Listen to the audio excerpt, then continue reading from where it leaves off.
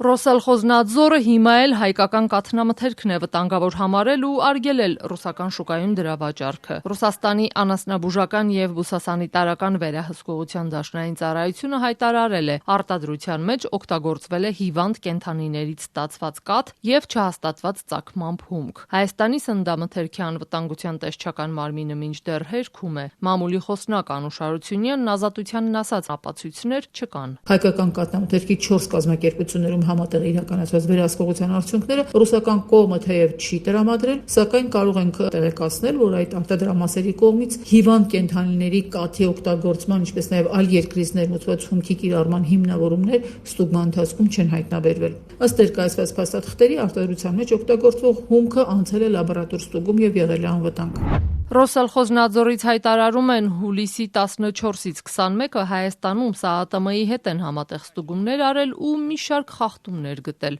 այդ թվում արտադրանքի հետագծելիության, փաստաթղթերի, արտադրական վերահսկողության ու ռիսկերի կառավարման համակարգերի հետ կապված ռուսական կողմի պնդմամբ ստուգումների ընթացքում արձանագրվել են նաև այնպիսի խախտումներ, ինչպիսիք 23-ին ու 24-ին էին հայտնաբերել։ Բացի այդ, ըստ ռուսական գերատեսչության հաստատվել են դեպքեր, երբ Ռուսաստանի շուկայի համար նախատեսված բարձր յուղայնությամբ կաթնամթերքի արտադրությունում օգտագործվել է երրորդ երկրներից ներմուծված հումք, չնայած Հայաստանի անասնաբուժական ծառայության նախկին հավաստիացումներին, թե օգտագործվում է հայկական կամ Եվրասիական տնտեսական միության երկրների ձեռնարկություններից ստացած հումք։ Մեջբերում այդ պաշտոնական տեքստից։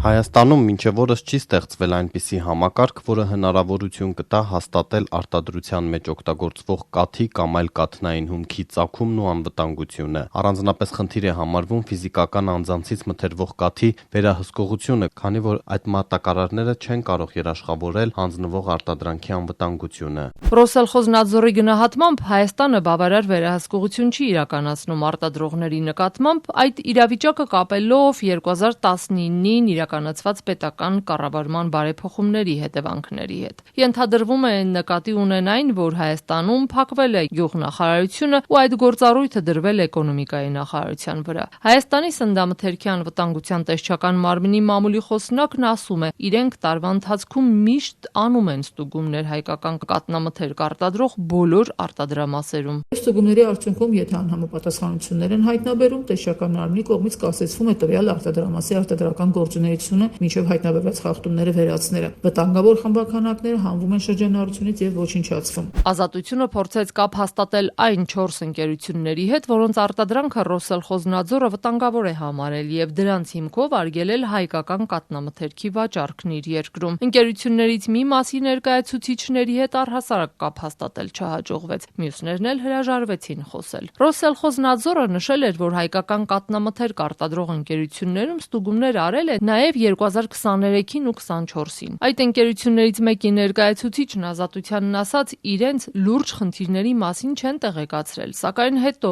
երբ հեռացել են, կրկին արգելել են իրենց արտադրանքի մուտքը ռուսական շուկա։ Ընկերությունն իր արտադրանքը հիմա ոչ միայն Հայաստանում է վաճառում, այլ եւս 2 երկիր է արտահանում, սակայն ոչ այն ծավալներով, ինչ Ռուսաստանում։ Իսկ ռուսական կողմի հայտարարած խախտումներն այս ընկերությունը չի ընդունում։ Իրանք եկել տեսել են ամբողջ գործունեությունը, ամբողջ արտադրական process-ը, տեսել են ցիստերներով բերված կաթերը, գյուղերից բերված բոլոր հավաքված կաթերը, իրանց հետագա վերամշակումները, արտադրանք ստանալը եւ ամբողջ շղթան։ Այն որ ես ասեմ իրենք սխալ են նկատել, մենք այդ սխալը ուղղել ենք, չէ, սխալ չի եղել, որ մենք ուղենք։ Արտարեշ ընդհանուր փակելը։ Ռուսաստանը Հայաստանի նկատմամբ տնտեսական սահմանափակումների լայնածավալ փուլը սկսեց այս տարվա ապրիլի վերջից, հետագայում ընդլայնելով այն մայիս-հունիս ամիսներին։ Սահմանափակումներ կամ արգելքներ կիրառվեցին հայկական հանքային ջրի, ալկոհոլային խմիչքների, ծաղիկների, ձկնամթերքի, ինչպես նաև մի շարք գյուղատնտեսական ապրանքների, մրգերի, բանջարեղենի եւ հատապտուղների ներմուծման նկատմամբ։ Տնտեսվարողներից շատերը սա քաղաքական ճնշում են համարում, կապված Հայաստանի եվրոպական ձգտումների հետ։ Նրանք ասում են, որ սահմանափակումների հետևանքով չեն կարողանում իրենց արտադրանքը հասցնել երբեմնի ամենամեծ ու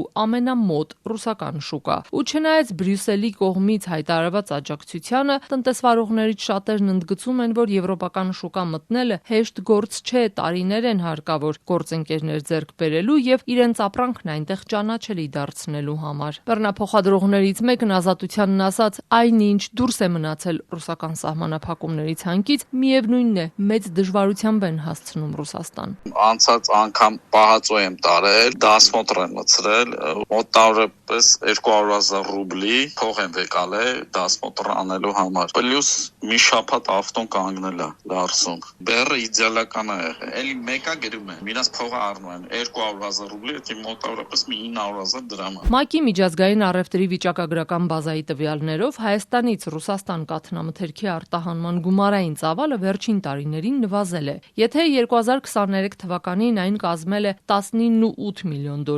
իսկ 2024-ին 19.5, ապա 2025 թվականին դարձել է $16.2 միլիոն։ Այսինքն մեկ տարվա ընթացքում արտահանման արժեքը նվազել է շուրջ 18%, իսկ 2023 թվականի համեմատ մոտ 19%։ Ռուսաստանի սահմանափակումների ֆոնին Եվրամիությունը Հայաստանին տրամադրել է 52 միլիոն եվրոյի աջակցություն տնտեսության դիմակայունությունն ուժեղացնելու, արտահանման նոր շուկաներ գտնելու եւ հայկական արտադրողների եվրոպական շուկա մուտքը հեշտացնելու նպատակով։